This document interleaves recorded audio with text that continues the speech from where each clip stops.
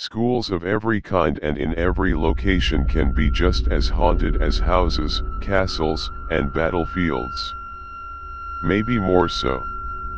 Sometimes there are legends of students, teachers, and staff who died there, possibly accounting for the hauntings, but sometimes not.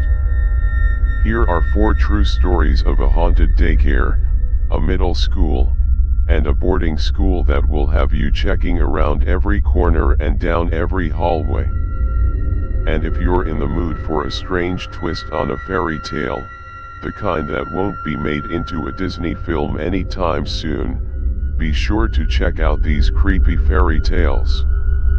Little Daycare Ghost. For a number of years, CV worked at a daycare school and had many times heard stories about the ghost of a little boy who occasionally appeared there. For example, when a number of children were waiting outside for their parents to pick them up, he would stand among them, confusing the staff as to how many children were actually there. CV was skeptical about these stories, until a friend had a first-hand experience with the little ghost. On this particular night, CV, a friend, and her husband were at the school helping to set up the kindergarten for the new school year. It was about 8 p.m. when the husband came in from outside and said that he had seen a little boy out there. He tried to talk to him, but got no response. He assumed it was the son of one of the other co-workers, and he told her that she should keep an eye on him because it was getting dark and cold outside. The co-worker just gave him a puzzled look and said she didn't know what he was talking about. The man looked toward the door of the back room where the child stood looking at him, and again asked the co-worker why she would let her son run around outside in the cold and dark. Now a bit miffed, the co-worker replied that she had not brought her son with her. As the man looked toward the door again, the child was now gone. Sometime later, an alarm system with video surveillance was installed in the school. One day the director called in some of the co-workers to tell them they had something on tape, CV says. They had actually caught footage of the nursery door open very slowly, then close, without anyone being there. The time of the recording was 3 a.m. and the alarm never went off. Haunted school in the outback. In 1993, Deb was in year 9 at a school in a remote part of Australia. It was March, when the days in Australia were getting shorter and the weather cooler. Deb's class and the year 8 students were enjoying a sleepover at the school. The school was called Kangaroo Inn, named after some old ruins that were nearby. The rock walls and a window frame were all that remained of the old inn, constructed and used during the gold rush, Deb says. Apparently the Chinese couple who ran the inn were buried under the school somewhere, but no one knew for certain. Deb was put on cooking duty, barbecuing sausages and patties for tea. At around 6:30 p.m., some of her mates came down to ask how long tea was going to be. As I was cooking the barbecue, she says, I heard a dog barking. There were no dogs at the school. I could hear the bark coming from inside.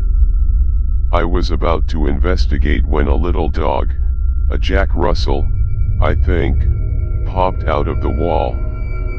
It ran around barking, then headed over to the tech studies room and ran through that wall into the room. This was no child's imagination. One of the teachers, who was staying with the children on the overnight, came out to find the dog he heard barking. Deb told the teacher what she saw, and the teacher replied, well, this school is supposed to be haunted, but not by a dog. When they heard the barking again, they all ran to the other side of the tech studies building. To their astonishment, The dog was standing half in the wall, barking. We couldn't see his tail or hind legs, Deb recalls. While we watched, an orb floated out of the wall, glowing green. The dog followed it, barking constantly. By this time, 3 other students and 1 other teacher were witnessing the phenomenon. Then dog and orb floated up into the air and were lost from sight in the darkening skies. I have never seen anything like this since, Deb says, but some Year 12 students supposedly caught video footage of a green orb earlier on around 1988 to 1989. Also, some teachers reported being shaken by the shoulders or felt cold spots when locking up the school late at night when sleepovers or events at school happened after school hours. I guess my old school was haunted, but whatever was happening never hurt anyone, just freaked us out. Boarding school ghost.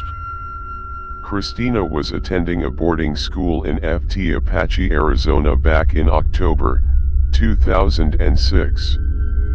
It was her first year at the school, but one of her best friends had been there for 3 years and had a number of spooky experiences there. For example, one day when she was walking past the stairs that led to the 2nd floor, she heard what sounded like a little boy laughing, and she could hear his footsteps going up the stairs. To investigate, she went up the stairs and looked down the hallway, but she saw nothing. She checked all the upstairs rooms, but she saw and heard no one. When Christina's friend returned to her bedroom, she glanced in her dresser mirror and saw a pale little boy sitting on her bed. But when she turned around, he was gone. When Christina came into the room, her friend told her everything she had seen and heard.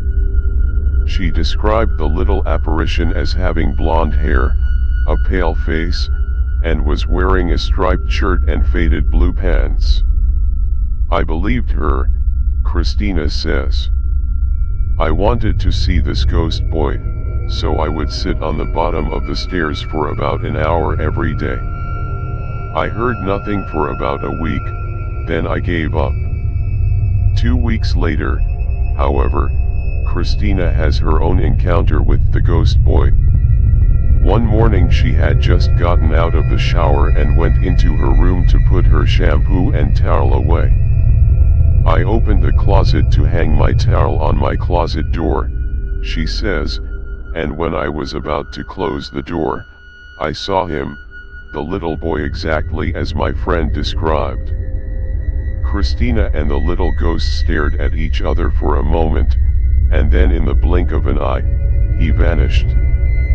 I never saw him again, says Christina. I knew the dorm used to be a hospital and had a lot of sick and dead people. They said that the room my friend and I are in is where a little boy died from pneumonia. The Whistling Nun. Kate was also at a boarding school when she had her haunting experience. It was an American boarding school in England, a building that dates back to the 1600s. During Kate's first year at the school, her dorm was above an old coach house for the horses that was built near the school's main building, an old mansion. The coach house adjoins a strange, tall building that is also a dormitory. At one time in its history, the building was a convent, or nunnery, where religious nuns once lived. One night, Kate was up very late finishing her homework.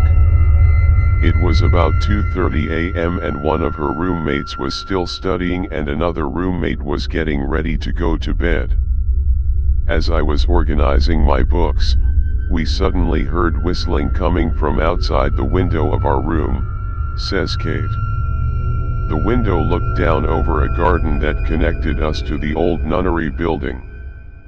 Our room was 4 stories up off the ground, and the whistling sounded like it was coming from directly outside the window, as if something was hovering there.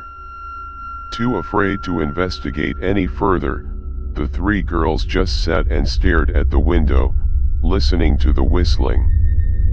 After a few moments it stopped. There was no wind that night, Kate remembers, and we could not have heard someone that clearly whistling from the ground. Besides, who would have been out at 2:38 am? Many tales have been told that the nunnery building is haunted by a nun who committed suicide centuries ago by jumping from a window. Was she the one outside our window that night, whistling to us? I guess we'll never know.